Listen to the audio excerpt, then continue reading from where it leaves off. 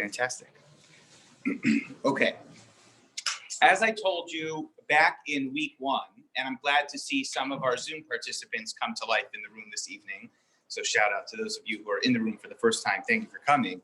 As I told you in week 1, it's not just a history lecture about the Maharal, even though I think the history is essential to understanding who this person was and why he was so incredibly significant in Jewish history. Eventually, we're going to have to turn our thinking caps on and actually learn Maharal. But my hope is that the context in which we bring the Maharal's character to life will help us understand not only the sources of the Maharal that we studied together, but if you encounter the Maharal at any point in the future, hopefully these will be reference point by which you can contextualize who he was and the style of his writing and the kind of issues that he deals with.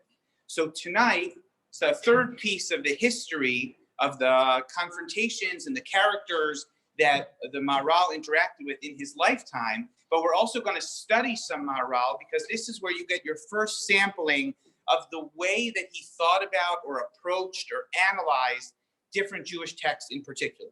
Now, before we start, as you know, in the same way that the Chumash can be divided into Jewish law and Jewish history, right, into law and stories, the same can be said about the Talmud, that the Gemara, as we know it, Bavli and Yerushalmi, and our focus is on the Bavli, is divided in the same way. Sometimes you're studying Baba Kama, and the question is, if my shore gores your donkey, so who has to pay this much and who has to pay that much? And if there's a dispute over real estate or when exactly acquisitions happen, there's legal sections to the Talmud that make the Talmud what it is. But there are also agadic sections to the Talmud, which can be stories, they can be history, they can be philosophical in nature, they can be metaphoric in nature. It all depends. But Talmud divides into halacha and agadah. And what we're going to begin to discuss tonight is how the Maharal uniquely studied the field of agadah. So it's important. Last week we talked about his attitude towards halacha. Now we're shifting to that other column, to how we studied agadah. And the tools that we will look at tonight could be useful in understanding anything that the Maharal analyzes in agadah, and more significantly, how the way that agadah has been studied over the last 400 years is drastically impacted by the way the Maharal developed his approach to agadah. So tonight we're going to look at 2 famous agadot, and we're going to analyze them through the way that the Maharal analyzed them, but also put them into the historical context to understand why the Maharal writes the way that he does. Okay, that's my introduction for tonight. Here we go. The first one is just an example, and by the time this year is over, it'll be so obvious what the Maharal is going to say, we won't have even needed to study it at all, but we're going to study it first. And then we're going to reverse engineer it so that it makes a lot of sense. Okay, as you know, one of the features of Kabbalas HaTorah at Har Sinai, what was the experience like if you stood at the foot of Har Sinai? What did you see or hear or feel? Lightning. What's that? Thunder and lightning. Thunder and lightning. What else? Kol Shofar. Okay, so we got right to the point. There are a lot of other things going on, but tonight we're going to talk about Kol Shofar. They heard the sounding of the shofar. Who's blowing the shofar? It wasn't David Sondheim, and it wasn't J. Bar David. Who was it? Who was blowing the shofar? Was it being blown by a person? Was there a Baal Tkiya at Har Sinai? No. And there was a rabbi, and he said he didn't like the third trua. They did it all over again. That didn't happen. But Kol Shofar Chazak Me'od. There was a loud booming shofar. Kol Gadol V'lo Yasaf. That's a real Tkiya Gedola. Okay. So what exactly the significance of the Kol Shofar at Har Sinai is a topic worthy of study when we get to Parshas Yisro in a few months from now. Maybe we'll revisit it. But either way, Rashi makes a really fascinating comment.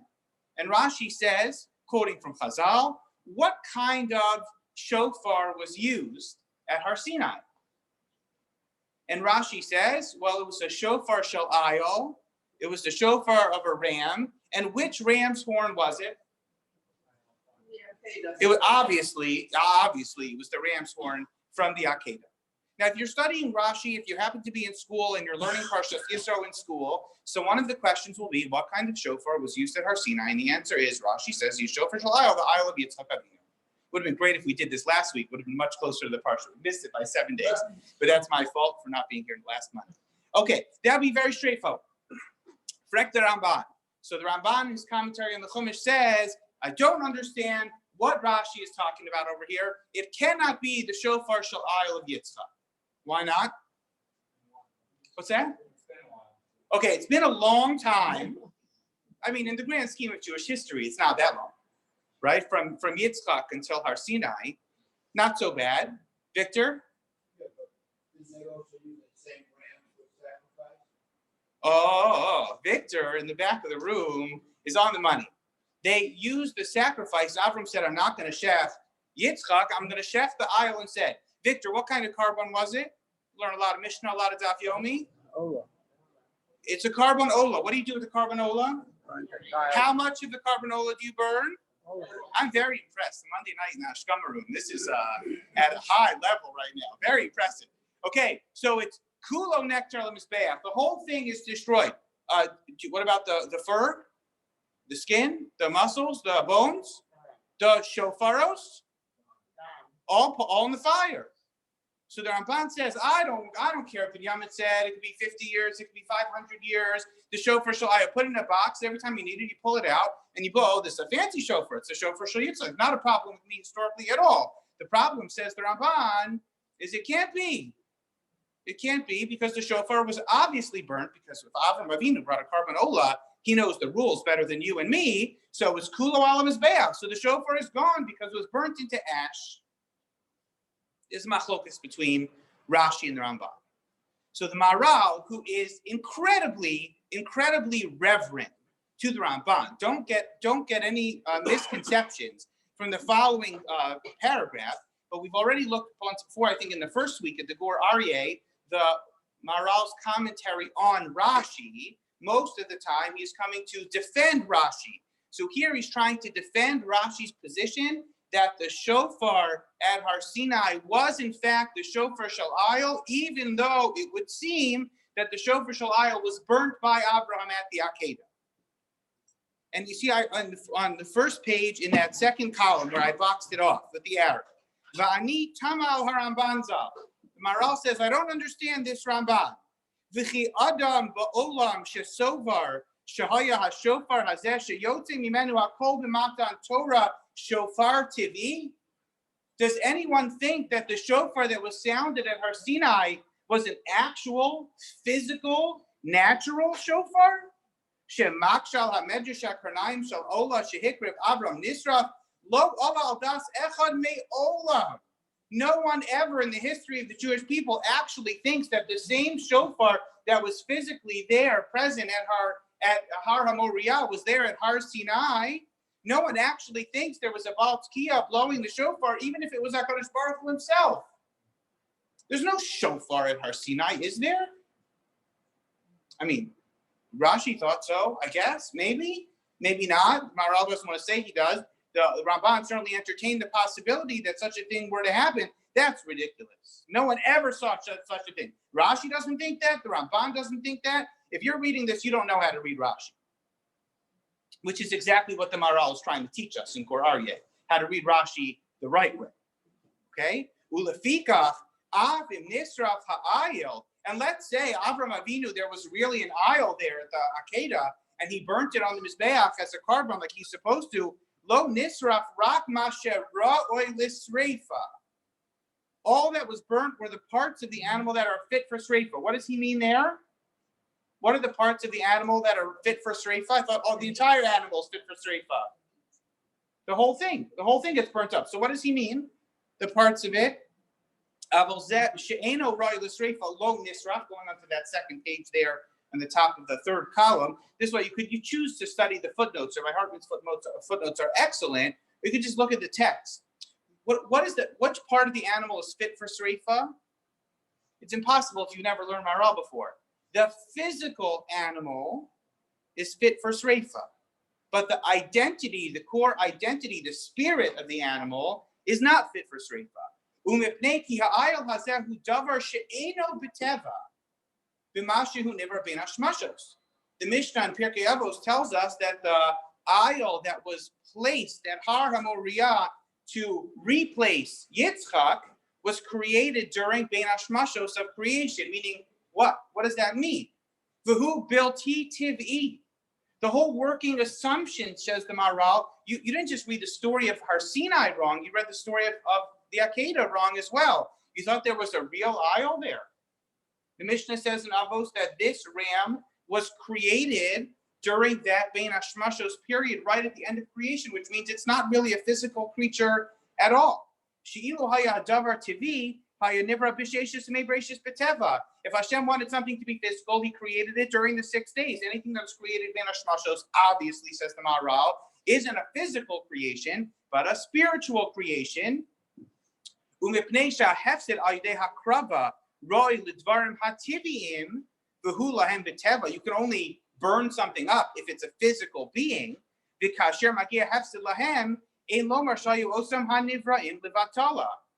So you can only destroy something that was physical, and if it wasn't physical, you can't destroy it.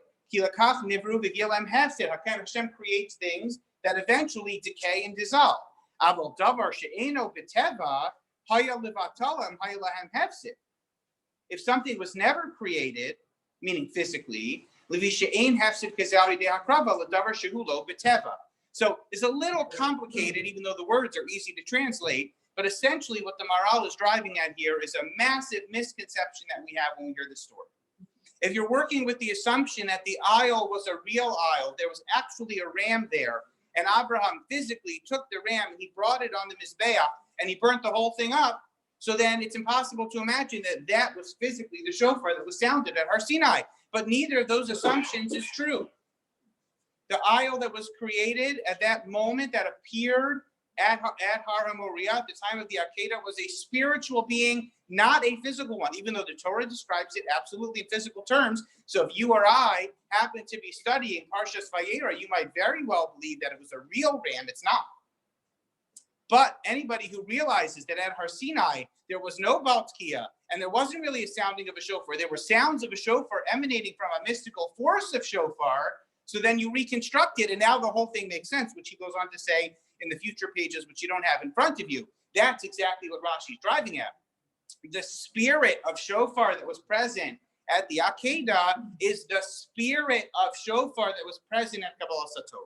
Now, what exactly does that mean? We've moved from the realm of the physical to the metaphysical. I'm not exactly sure what's happening, but the Maharal offers us this very fascinating opportunity to engage with Agada that we don't necessarily know how to digest.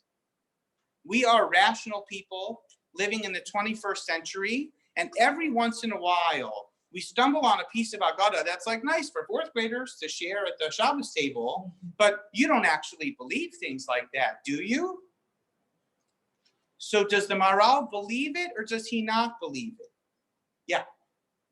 Every physical element has an energetic sense to it, has an energetic aspect to it as well. So why couldn't it be that there was a physical ram that also had an energetic aspect to it as well? And it could be that he was energetic. We hear that when they had angels come, that they hear like humans. So it is very possible, but we're moving from the realm of very easy definitions to very complex definitions, right? That is certainly true. The Maharal goes on to explain it on page 2. And I think he continues into page 3. I don't want to see all of it if I don't get distracted by the text too much.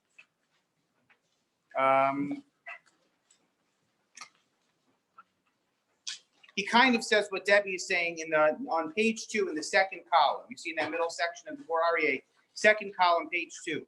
Ume'ata kasher haya ba'olam dvarim bilti tiviyim hamisyachsim el hadvarim shenivru ben hashmashos.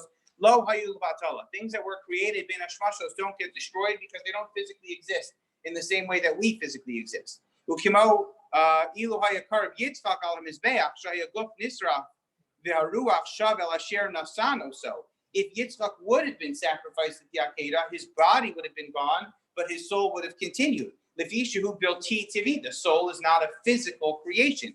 Kach ba'ayil hazeh nisraf ma sheroi lios nisraf. This is the top of page 3. The parts of it that can be burnt are burnt. V'im b'shvil shaya bilti tivi v'in roi bo hefsid kevan sheba'olam dvar misyachsim ala davar shu bilti tivi shenivra ben hashmashos harei lo haylavatala. So maybe there was an actual Akedah and the actual offering of the carbon, and now the carbon is gone. But you don't have to worry about that because the spirit of this animal lives on. It was created ben hashmashos. Harei lo haylavatala. Hilkach amar shaya shofar ayalo shel Yitzchak. Shekishem shehu hayat bilti tivi kach shofar zeh bilti tivi. That's the punchline, right? That in the same way that the shofar that existed at the time of the Akedah was not a physical force but a spiritual force, the same can be said for the shofar at Har Sinai was not a physical force but a spiritual force that lives on from the time of the Akedah. In fact, it was created bein hashmashos. Okay. Any questions on this Maharal? Yes. Take away about the Seder night photo to the Mata Moshe.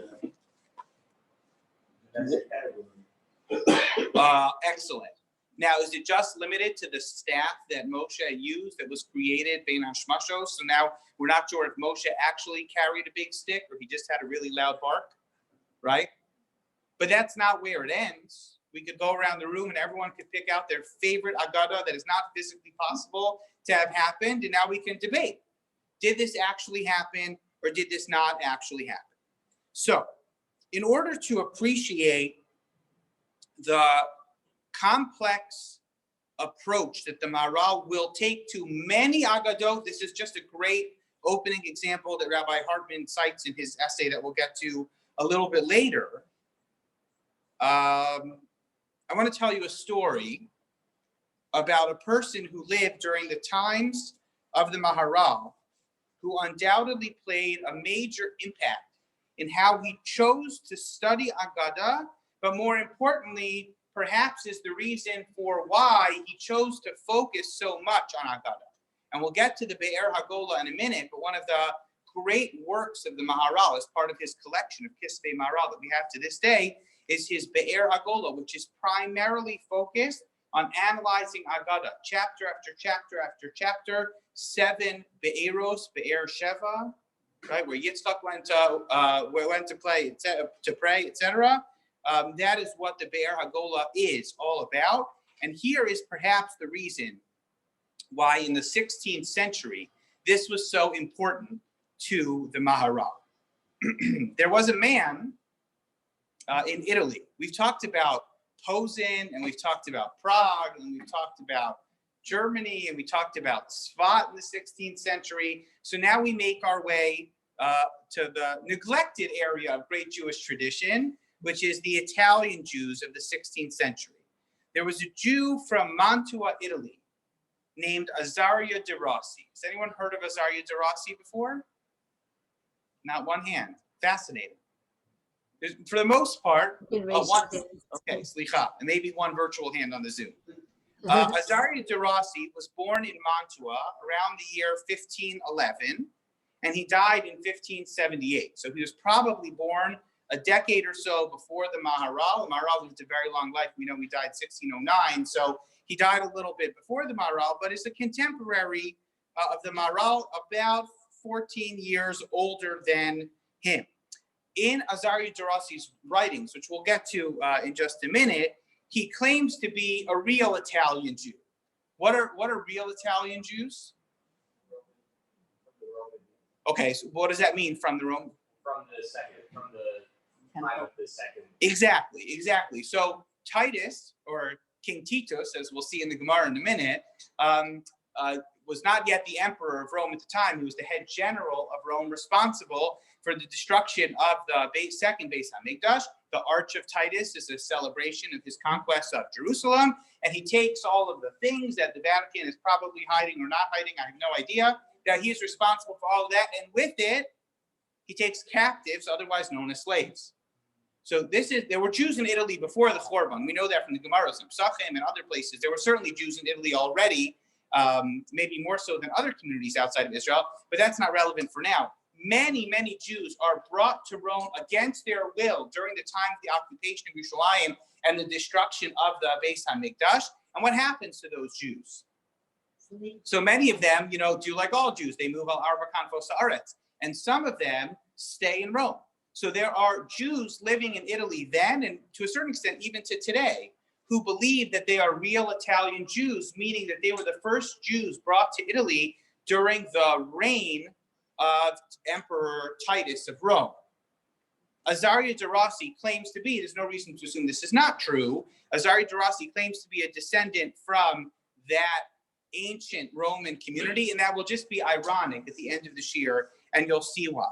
Now, the first 50-ish years of his life are largely insignificant. Azaria De Rossi is a wonderful Jew with a wife and a daughter, and he works in a library. He has a great Jewish education. He has a great secular education. He has a PhD or a doctorate in this, and he has knowledge of multiple languages. He works for libraries. He censors books, which we'll talk about censorship in a few minutes. He edits books for a living. He's in the book business.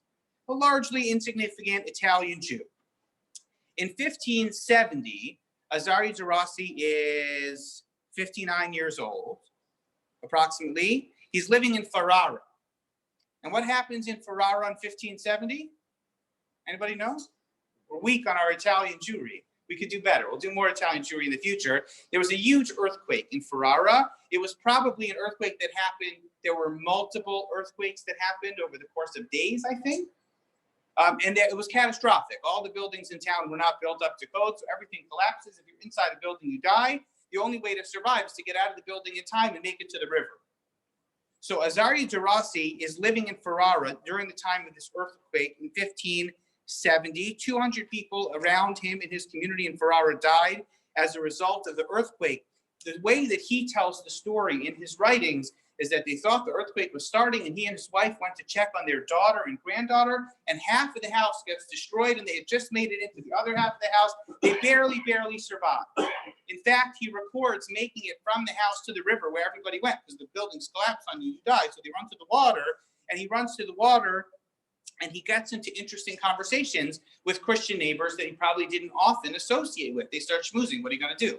You know, what's this week's parsha? So they start talking and learning together, and he meets some scholars, and they mention to him that there's this story called the Letter of Aristias, which is our version of the story of the translation of the Talmud into Greek, the Septuagint, and there isn't really a great copy of it in Hebrew, and somebody should translate it. It's a shame there's nobody qualified to translate it. He says, actually, while they're sitting there after the earthquake by the waterside on this beautiful evening in Ferrara, Italy, I could do it no problem. So Azaria De Rossi sets out on this very, for me or you, would be an ambitious task. For him, I think it was right up his alley to translate the Letter of Aristias so other people could read it, get a Jewish perspective on the story of how the Septuagint was translated, how the Tanakh was translated into Greek centuries earlier. Now, in the process, Azaria De Rossi writes his first book, I think. He realizes that he has other things he'd like to say. So he writes like a trilogy. It's one large book. It's actually 3 books in one. It is known as Me'or Einayim. And this is pretty much the only historical fact that anyone who knows anything about Azaria De Rossi needs to know, is that he is the author of a sefer called Me'or Einayim. There are a couple of Hasidic Sfarim called Me'or Einayim from centuries later. They have nothing to do with one another. Azaria De Rossi writes Me'or Einayim, and it's divided into 3 sections. The first section is called Hadras Sekenim, which was the translation of the Letter of Aristias. It's the story of the Talmidei Chachamim that were put into the separate rooms and how they translated it, and etc. The second is autobiographical. It's called Kol Elohim, the voice of God that was heard during the earthquake in Ferrara. And he describes the entire historic event. He is a historian, as we'll see. So he takes time. Once he's writing, he was kind of inspired by the events of the earthquake to write this book. So he writes a whole section on exactly how this story took place. And then in the third section of the book, which is called Imre Bina, Azaria De Rossi decides to write about his feelings about Jewish tradition that was often misunderstood in the 16th century. He writes about the calendar. You know, what year are we in now? 5782. But if you reverse engineer it, there's like 100 years of Persian history that are missing from the Jewish date. So do we actually think the world is 5,782 years old? How do you reconcile our calendar with the Persian calendar, with the Roman calendar? And he's a brilliant guy.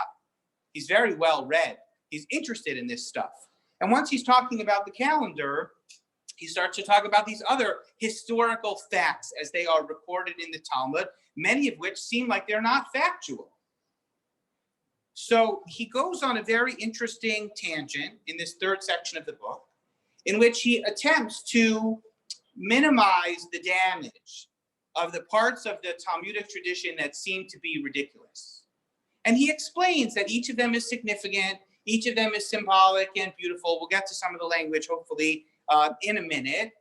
Don't take it too literally. The rabbis didn't take it literally either. We're all real people. We live in the world. We know these things don't happen. We don't see miracles in front of our faces. It means this and it means that. It's a symbolic nature for the Chachamim to make a very powerful point. They took poetic license. And as far as anyone is concerned, Azaria De Rossi is a very religious guy. He's not writing a book that says the Talmud is ridiculous and it's full of folklore. He doesn't say that. He says that the Chachamim took a little bit of license in telling their stories so that they would be remembered for all of history. And now he believes in the 16th century that by opening up our vulnerability to the fact that not everything that appears in the Talmud is factually accurate, so it will actually strengthen our emunah. Because you can actually get behind the Talmud if you read Azaria De Rossi's version. You don't have to be like a ridiculous mammon who believes in all kinds of miraculous things that could never happen. You could be a rational Jew living in Italy during the Great Renaissance. And you could be a rational, scientifically minded individual and still believe that the Talmud has merit, even in the places that it seems most far-fetched. That's the position that Azaria De Rossi takes, and he publishes Me'orei Naim. What happens? What happens to every book in Jewish history, right? Massive chayrim. Everybody is terribly concerned. I don't think anybody even knew who Azaria De Rossi was. I mean, he had friends and colleagues, etc. He had some connections. I shouldn't say that, but he wasn't exactly a prominent rabbinic figure. He didn't have a great stellar in Rome or something. But this book got out there. Now, remember, we mentioned this a few weeks ago with the printing press. It didn't used to be this way. That all of a sudden there's fresh copies of stuff all over the place. So the rabbis of Italy, as soon as they read it, put the book into chayrim, and they knew him. They knew Azaria De Rossi, and they put this book into chayrim right away. There is a legend, just because now our history is kind of coming full circle, there is a legend that another great Jew, it's not the Maharal, put this book into chayrim as well, was about to put the book into chayrim, and then he died. Does anyone know who that was? Rav Yosef Karo, remember we talked about him 2 weeks ago. It's very interesting. If the earthquake took place in 1570 and Me'orei Naim was published a year or two later, so the story makes a lot of sense. Rav Yosef Karo, as we saw 2 weeks ago, passed away in 1575, which means it's very likely that he did receive a copy of Me'orei Naim, or certainly was possible that he received a copy of Me'orei Naim. And apparently, the legend is, he was very unhappy with it. Either he died before the chayrim went out, or right on his deathbed, he retracted the chayrim, or something like that. An interesting fact is that one of the Jews living in Europe who helped the Shulchan Aruch, Rabbi Yosef Karo, publish his Svarim in Europe. Remember, he was publishing in Italy and other places. He wasn't publishing in Tzfat, sending manuscripts from Tzfat to Italy to publish them. One of the great book people who was publishing books for Rabbi Yosef Karo was none other than Azaria De Rossi, who is responsible for, in all likelihood, the publication of the Kesef Mishnah, which is the Rav Yosef Karo's commentary on the Rambam. So maybe he felt a little guilty putting a book into chayrim for a guy who used to edit things for him. Who knows? That we don't know for sure, but this was a very controversial book. Now, the reason this is significant is because Azaria De Rossi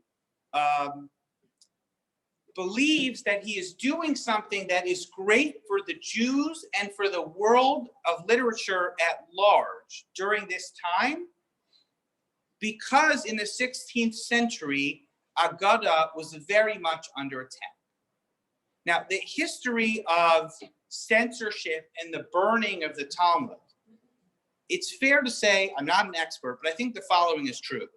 When the Christians decided that they didn't like Jews learning and printing and disseminating Talmudic ideas, they didn't have any problem with Bava Kama, right? They're not concerned with Choshen Mishpat. So you used to have codes you go by. Half the time, the Christians put the Jews into their own ghettos and said, you can govern however you want to govern over real estate. They don't have any problem with how we do ksubas. They don't care how we marry. It's none of their business.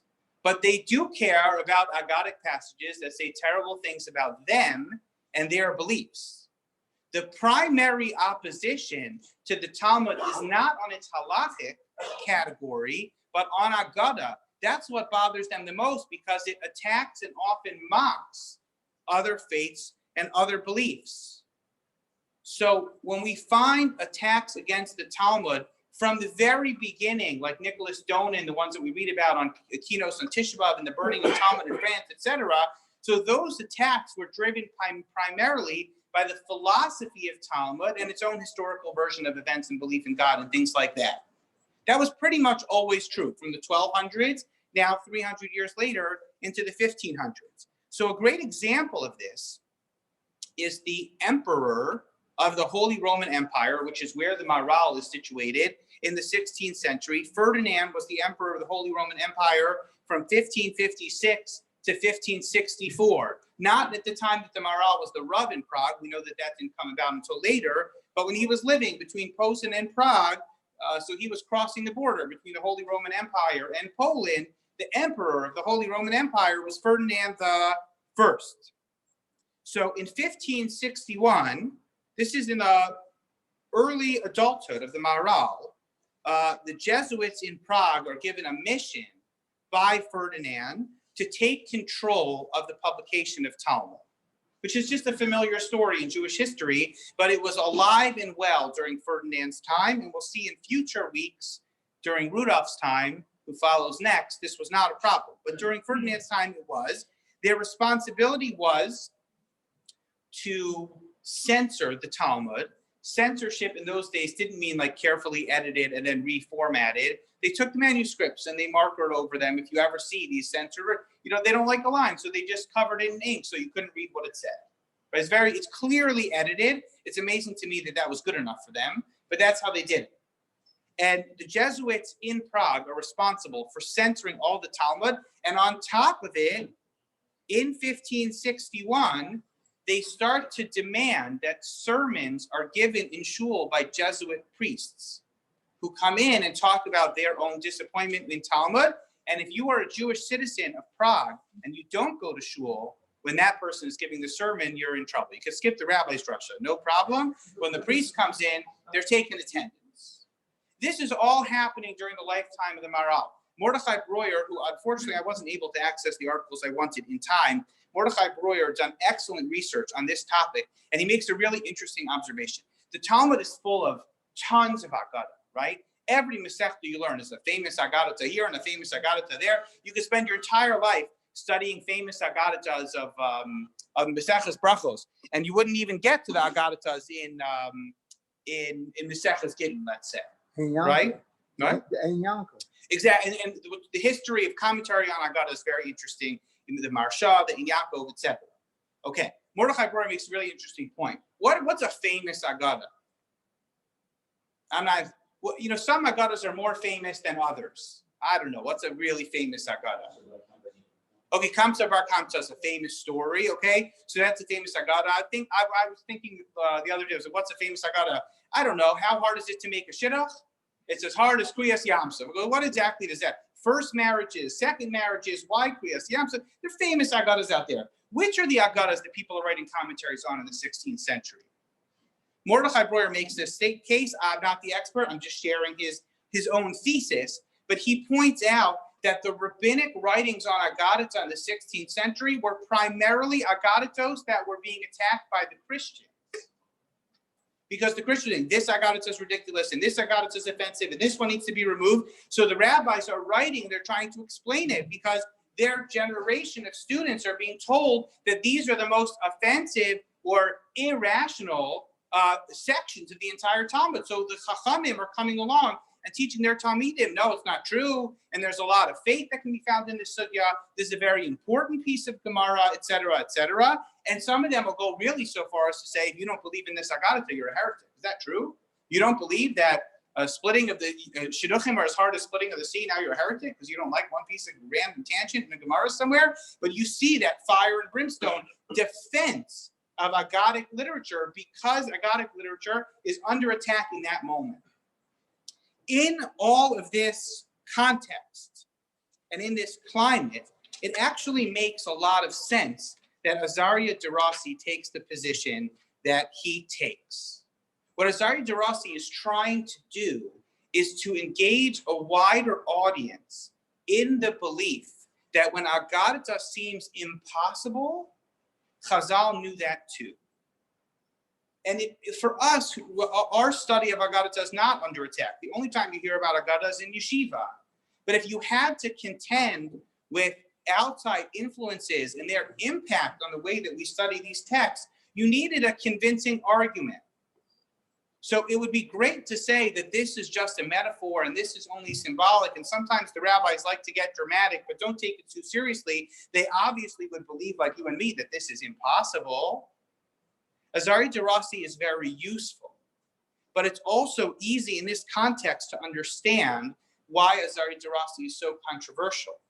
Because if you are a traditionalist who studies the Agada with the belief that every single Agada is Torah min hashamayim, anyone who says anything bad about any line in the entire Shas is a kofer be'ikr, so then Azaria De Rossi is a kofer be'ikr.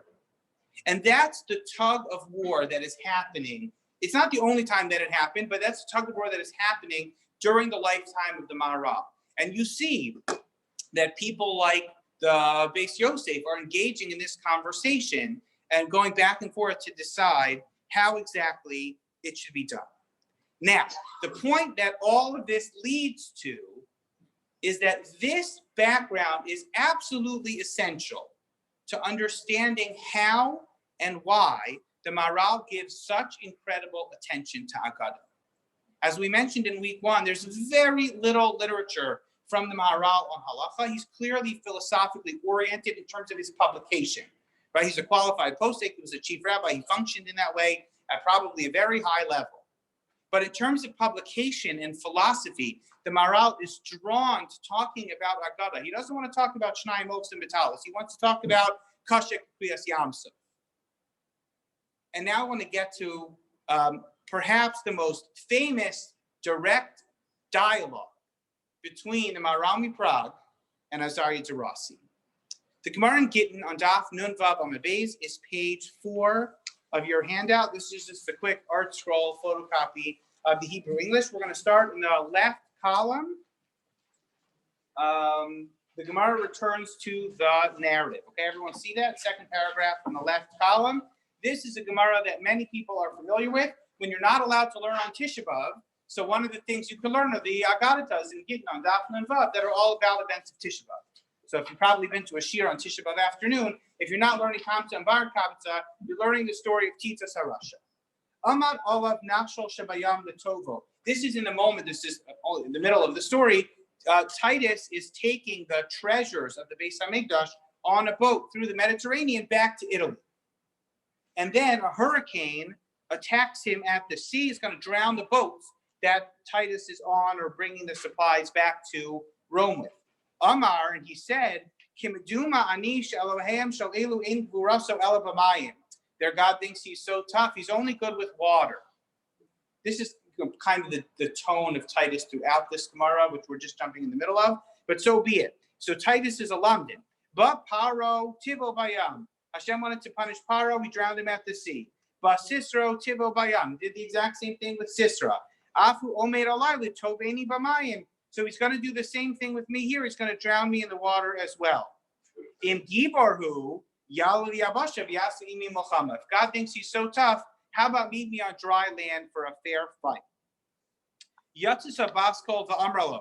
A heavenly voice comes out and says to Titus, Rasha ben Bino shall Esav HaRasha. Fun fact, because this whole sugya will come full circle, which is not by design, just by coincidence. Why is Titus Titus HaRasha, why is he a descendant of Esav?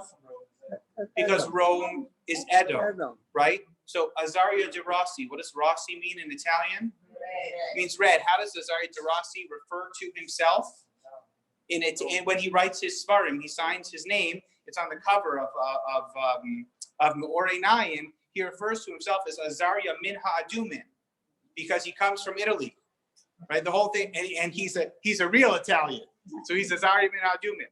Okay, Russia ben Benosho Esav HaRasha. So HaKadosh Baruch Hu, the Baskol, says to Titus, "You think you're so hot? You want to fight on the ground? We'll fight on dry land." Birya Kala Yeshli Ba'olami. I have a puny creature in my world, the Itu Shema, and it is called a gnat. The Gemara says, "Amai Kari la Birya Kala." Why is a gnat called a Birya Kala, a very tiny, puny creature? Dimalana Isla Umafakana Lesla.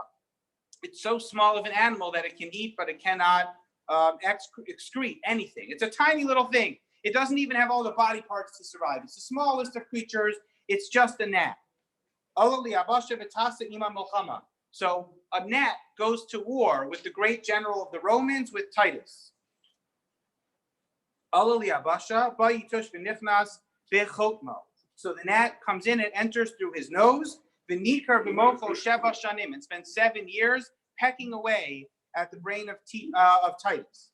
Yom Achada, one day, you can imagine the guy has terrible migraines because he has this gnat pecking away at his brain. He happens to walk by the house of some kind of blacksmith, and there's a lot of banging. And when the blacksmith bangs on the things, so the gnat leaves him alone. He feels better. Shama kol azrafta, he heard the sounds of the hammer, ishtik, and the gnat went quiet. Amar ikka takanta, so he said, perfect. I've had these migraines ever since I got back from Jerusalem. Now I have the perfect solution. Kol yoma maisi naftal machu kameh. So it's a very classic imperial kind of thing to do. Just summon a blacksmith full time to bang away and relieve my headaches. The Gemara says, you want to know how bad of a Russia Titus was? Lenachri yahiv le arba zuze. If he hired a guy to sit there and bang away for nothing all day, so he gave him 4 zuz for his hard work. The Yisrael Amarle, but to the Jewish blacksmith, he said, Mistayach de kachazis bisanach. For you, it's enough that you're witnessing your enemy suffering, meaning he didn't pay them anything, right? So for 30 days of headache relief, Titus had blacksmiths at the house, at the palace, the entire time. Mikam va'elach kevan dash dash. So he thought he had a solution to the migraines. Eventually, the gnat figured it out and went back to work, pecking away at him until he died. Tanya. So the Brisa says, Amra Pinchas ben Aruba. Pinchas ben Aruba says, who was probably an ancient Italian himself, Ani hayisi ben Gidole Rome. I was a nobleman in the presence of the nobles of Rome. Ukishemes patsu esmocho umatsubo kitsipor dror mishgal shnei slaim. The gnat had grown, probably from eating away at the brain of Titus, into the size of a large bird, like a swallow, mishkal shnei slaim, that weighed a full 2 sela. It went from being like teeny tiny gnat to being a huge bird in his brain. Meaning they autopsied Titus at the end of his life, and they discovered that the reason that he died was because he had been infested by this animal, which in the beginning was just a tiny gnat. And then the Gemara says, classic Talmud, but we should be in classic Talmud mind here. B'masnisa Tana, we have a Mishnah that taught it a little bit differently. It wasn't a tzipor mishkal shnei slaim. It was a gozel ben shana mishkal shnei litrin. It was actually a gozel. It was a pigeon. It wasn't a swallow, and it didn't weigh 2 slaim. It weighed 2 litra. So everyone's laughing, which is so helpful for the purposes of this. Why are you laughing at the sacred Talmud? But this is what we do, right? We just kind of like laugh. Sounds like a ridiculous piece of Gemara. 2 litra, 2 slaim. What's the difference anyway?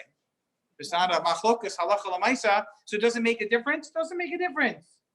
Amar Abaye nachtinan piv shal nechoshes vitzi parnav shal barzal. And what did this bird look like? Abaye says the Masorah is that its mouth was made of copper and its nails were made of iron. In the Me'orei Naim, Azaria De Rossi dedicates a whole chapter to figuring out what happened to Titus. And he has historical records, and he looks for autopsies, and he explores what the likelihood is that a gnat could survive in somebody's brain. It's never happened to any of us. There are gnats all over the place. We get bit by mosquitoes. We've never been like taken over by them. So what do you do with it? So he does everything he possibly can to prove that this is historically accurate. And what conclusion does he come to? Everybody? What conclusion does he come to? It's not historically accurate. It's impossible. This never happened. And therefore, what is it? It's a hamtza'ah. It's Chazal doing what Chazal do. Relax. You don't actually think, everyone who laughed in this room, you don't actually think that in order to be a frum yid, you have to believe that a gnat invaded the brain of Titus and ate away at him for 7 years until he turned into a large bird. You don't have to believe that, do you? You know, what are Chazal really saying here? He suffered. Do we know that he actually had migraines? No. I think historically we do, but Yeah. even if that's, regardless, it's almost irrelevant. What are we trying to do here? Marty, what are we doing? We're trying to get revenge, right? We're trying to get revenge, and this is the best way the Jews can get revenge. They tell a story about it. This guy suffered the rest of his life. That's what they're trying to do. Now, how did Chazal do it? Oh, they did it in a way, if you hear this story on Tisha B'Av afternoon and you haven't eaten all day, you'll still remember. It's a fantastic story. Everybody knows how Titus died. And that's how the Jews get their best revenge. Now, does Titus deserve to be punished?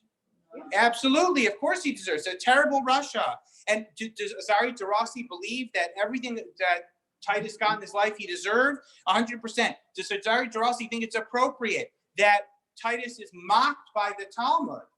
Absolutely, because he believes in schar v'onesh. He's a frum guy. He's just a rationalist. And he can't come to terms with reading this Gemara any other way. And this is the conclusion he comes to. You want to call him a heretic? Call him a heretic. That's fine, right? He doesn't realize, this is what historians say, Azaria De Rossi never could have imagined how much hate he would get for his positions. He thought he was doing the Jewish people a service. He was the, Chief Rabbi Sachs of his time, writing words of Torah that you could read in any church or mosque around the world and people would really appreciate it. So he told beautiful stories. He helped us understand the Talmud. He taught a little bit of history. He was into science. It all makes perfect sense, right? Okay. Maharal does not like Azaria De Rossi. But if he just didn't like Azaria De Rossi because the Maharal believed that whatever it says in Shas is 100% true, and if you don't believe it, you're a kofar b'ikr, so then this would not be such an interesting shir. He would just pile up into the whole list of opposition of people who said, you just have to believe it. It is the way it is, and if you don't, we're going to put you in jail. But if you read the Maharal himself, you will discover something incredibly fascinating about his opposition to Azaria De Rossi, and you're going to read it together. Page 5. I don't believe he mentions Azaria De Rossi by name, but he quotes the work, Imre Bina, which is volume 3 of the Mori 9. Page 5, top of that first column, right at the beginning. Od asaf min hamamarim leharos, e chachamim dibru dvarim zarim, vehem kimo hamtza'ah, my underline. And then Azaria De Rossi, my contemporary, begins to write, what's a hamtza'ah? Well, yeah, imaginative ideas, right? Something invented, right? This is what Chazal did. They made up a story. Yeah, they made up a story about Titus. That's what they did. And the classic example that the Maharal quotes from Azaria De Rossi is the Gemara in Gittin Daf and Vav Lamed Beis, which we just read. Itzaltita shenechnas yitush b'chodmo v'naker b'mocho v'naker b'tocho zayin shanim v'ayupotin esmocho lachar misaso.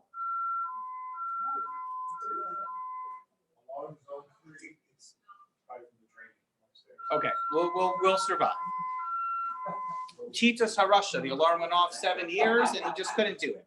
Rabbi Lazar Reb Yossi.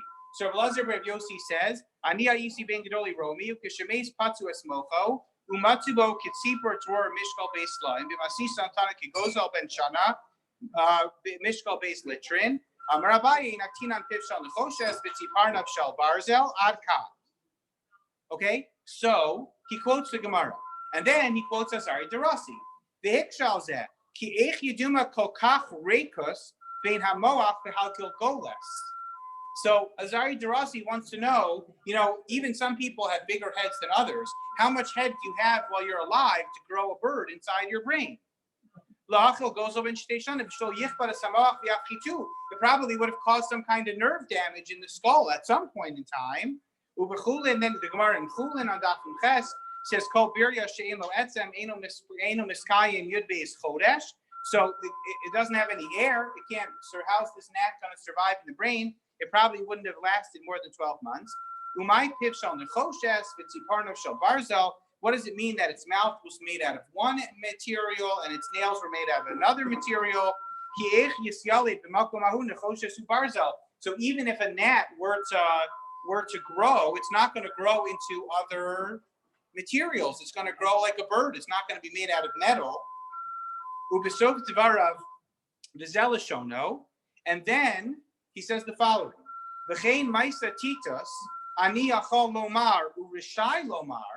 I could speculate, he says, and we probably should. This is the bottom of the first column, going on to the top of column number 2. Sipuro eno rak hamtza'a, ve'ofen limad hazen noeg etzel tmimei das, limtzor belev ha'hamon, etc., etc., etc. So he says, what is the function of this story? Is to be given to tmimei hadas, to instill within them, within their hearts, a belief in schar ve'onesh. In other words, he thinks this is an important story. He's not saying it's a bad story, and he's not saying it's a story that we should do away with. He's just saying, realistically, the only way in order to make this story work is to understand that it is a metaphor for what was happening during the time of Titus, okay?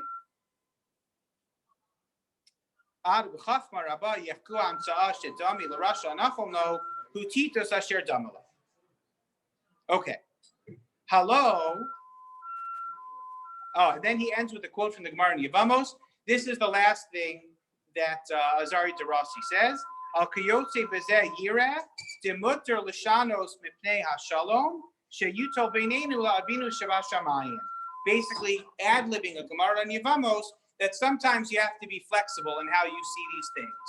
So it's true that traditionally people probably thought that this was a historical fact. We all recognize it's not scientifically possible. And since it's not scientifically possible, therefore I have no choice but to remind you that it's really just a metaphor. That's the whole thing.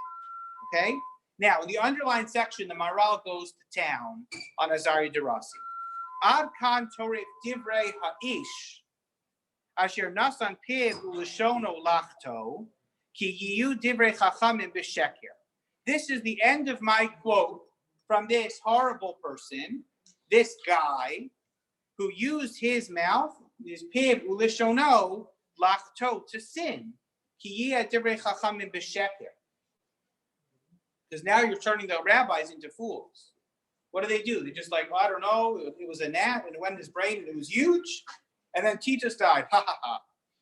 That's really how that's what you think of the Talmud?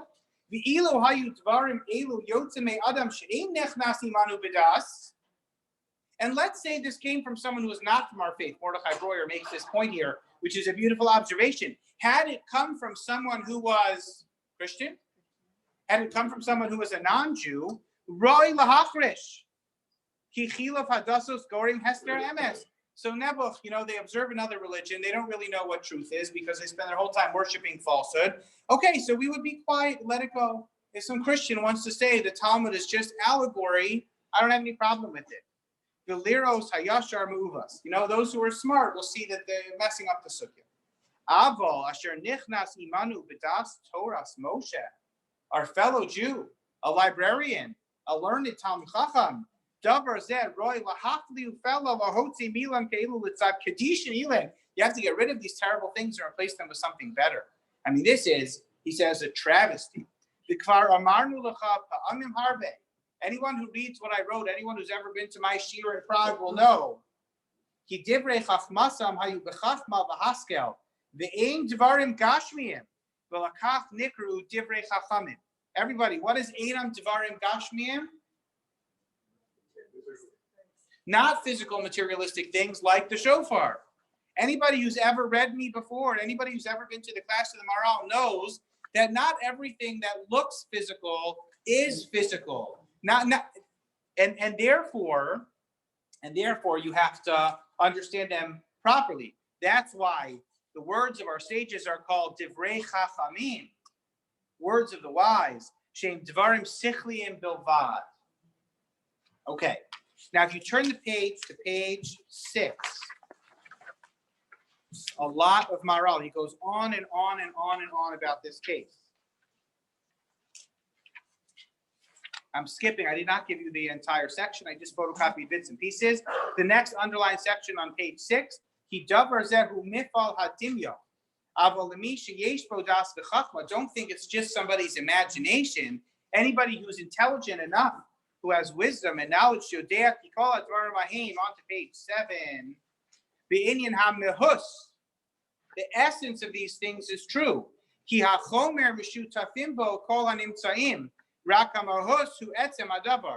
true that there are physical manifestations in this world, but there is an essence to everything.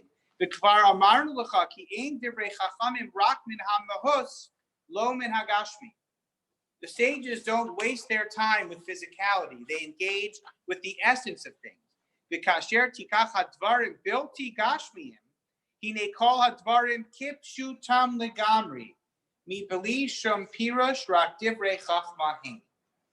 Now, this is the hardest paragraph, but the most essential paragraph. What does the Maharal mean here?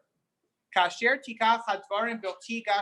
you assume, like I do, that these are non-physical things, what does it mean? Well, what does it mean that something is like its own pshat? It happened. It literally happened. So here is the punchline of the whole thing, which is the foundation of everything you will ever read in the Maharal about Agadah for the rest of your life, which is why it's so important. There are some people who believe, like Azaria De Rossi, that these things are just metaphors. And there are traditionalists who believe that to be a mammon, you have to believe that physically all of these things happen, and if it requires a miracle, God can do miracles. Where does the Maharal fit in on this spectrum? He's right in the middle. He's right in the middle. Everything the Chachamim say, every piece of Gemara is 1,000% true. You just have to take off your Gashmi glasses and put on your Mahus glasses. The essence of everything the Chachamim said was not exaggerated. It is not allegorical. It's not hyperbole. It's not dramatic. It's not just literary license. It's Divrei Chachamim.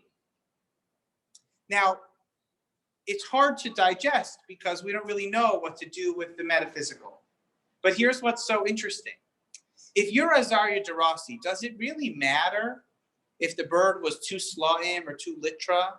Does it matter if the gnat became a bird and then after it became a bird, it developed nails that were made out of iron? It doesn't matter.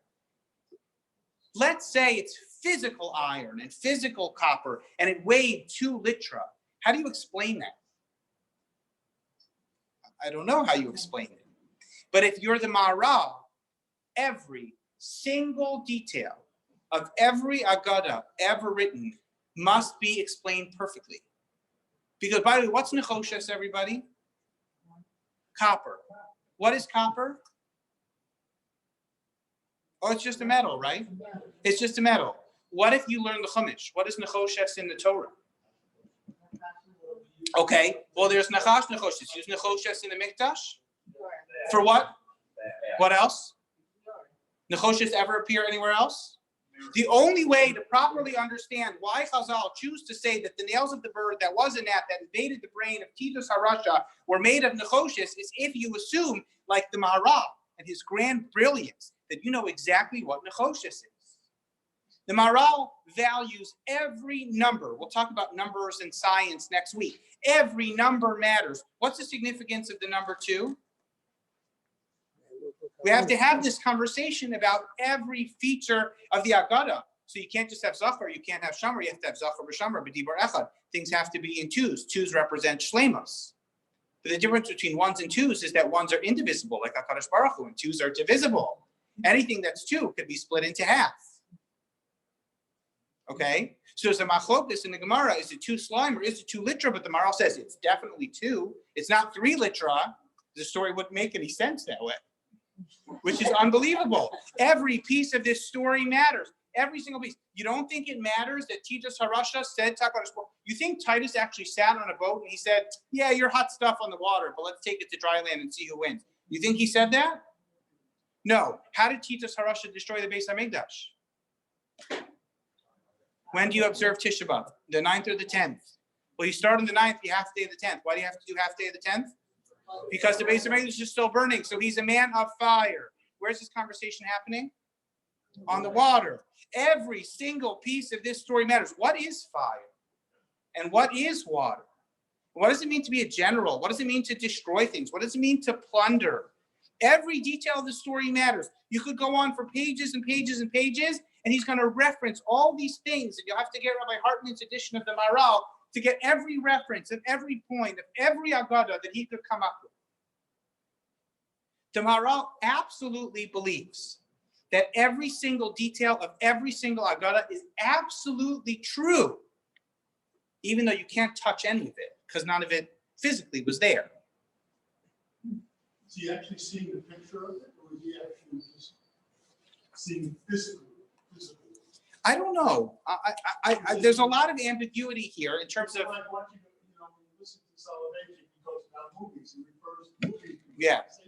Is he trying to do that now? Well, the Maharal does a very effective job of bringing these details to life. And I think that if you read enough Maharal, you start to get into the gestalt of someone for whom every kind of symbol had tremendous amount of depth.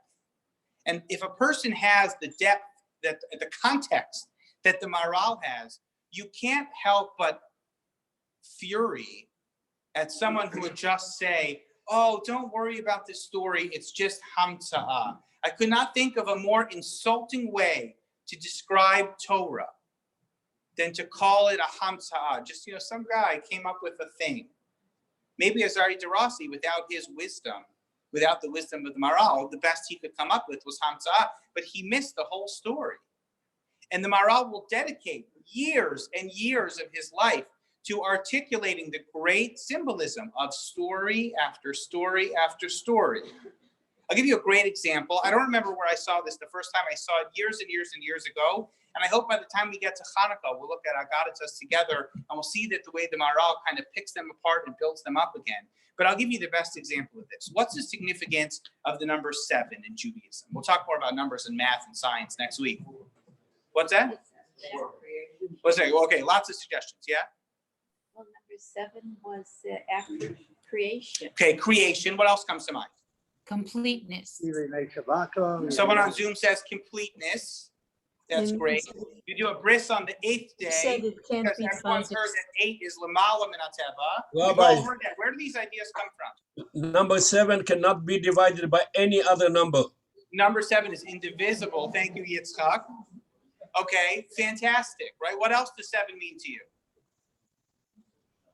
Shabbos, the Shabbos creation, it all kind of comes together. So listen to this really simple Maharal. It's really simple. You will take this with you for the rest of your life. Any chance I have a chance, it's an opportunity to speak in a new crowd, this is the Maharal. Just put it in an index card, write it down, take it with you. It'll work every Shabbos the rest of your life. I guarantee you. It's really simple. And it's actually a perfect summary. It's ironic because years and years and years ago, I'll find the original source and I'll share it with you at another lecture. Every physical thing in the world, because we're talking about things that are just Gashmi and just Mahos, every physical thing in the world has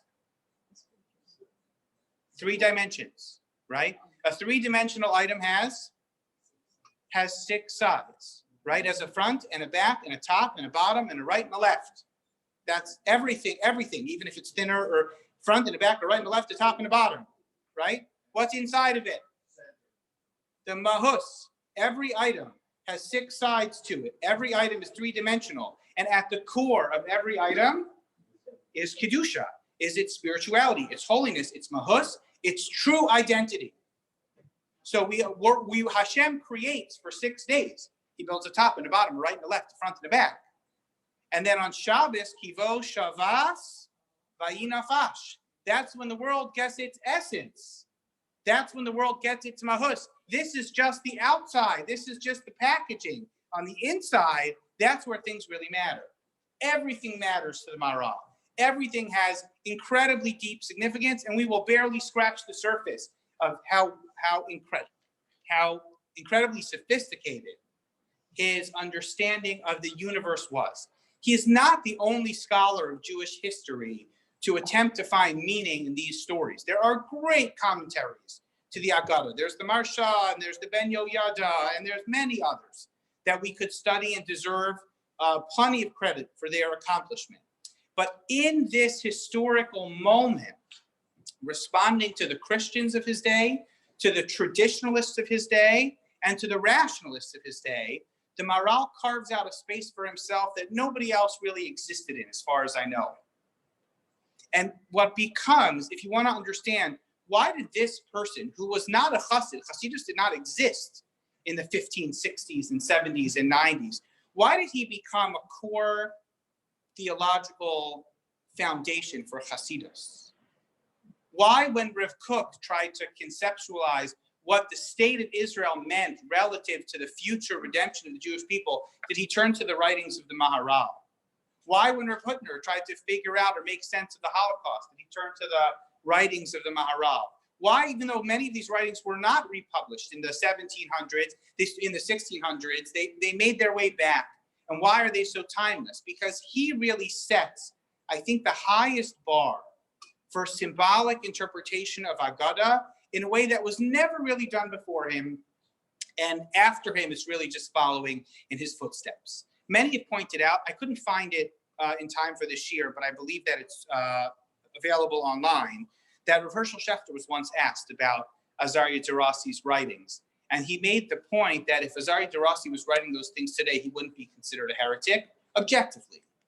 And in fact, it is true, and I want to close, but I want to just make this last point, that many of the Gaonim and many of the Rishonim that came in the centuries before the Maharal wrote exactly the same thing that Azaria De Rossi did. If you look in the writings of Rav Sadia Gaon, and you look in the writings of Rav Shrira Gaon, and you look at a Ramban over here and an Ibn Ezra over there, they all say the exact same thing. This Agadah is physically impossible. It didn't happen. It's just a metaphor. They all say that. In the grand scheme of Jewish history, Azaria De Rossi is a contributor to this very thoughtful conversation and not a heretic. However, the conversation that he participated in really precipitated the Maharal to become this incredible writer, and we are the beneficiaries of it. And when we work our way through other topics like Hanukkah or the Maharal's approach to the story of the redemption from Mitzrayim and what the Pesach Seder is all about, you'll have to keep in mind that this is what's going on in his mind. This is the working assumption of how Agadah should be studied. And I think as a result of his writing, this is how it has been studied ever since. Okay, we'll end the Zoom for now, but happy to take questions here in person. Thanks for coming in person, everybody.